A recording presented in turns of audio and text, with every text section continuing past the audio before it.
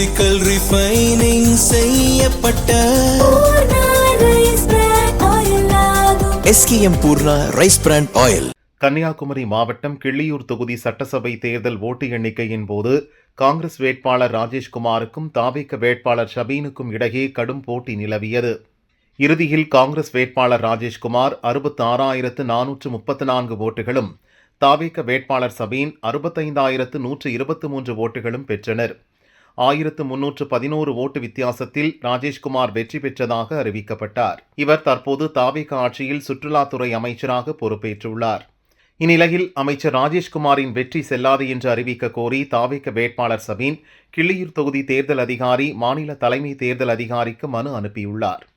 அதில் அவர் கூறியிருப்பதாவது: கிள்ளியூர் தொகுதியில் ஏராளமான தபால் ஓட்டுகள் எண்ணப்படவில்லை. ஒரு ஓட்டுச்சாவடியில் காலை 6 மணிக்கு முன்னதாகவே ஓட்டுப்பதிவு தொடங்கியது. எண்ணிக்கையின் போது ஒரு ஓட்டுச்சாவடியின் மின்னணு ஓட்டுப்பதிவு இயந்திரத்தில் கோளாறு ஏற்பட்டது. 5 சுற்றுகளின் ஓட்டு எண்ணிக்கை வெளிப்படையாக நடக்கவில்லை. இது தொடர்பாக ஆட்சேபனைகள் தெரிவித்தும் அதிகாரிகள் விளக்கமளிக்காமல் இறுதி முடிவுகளை அறிவித்தனர்.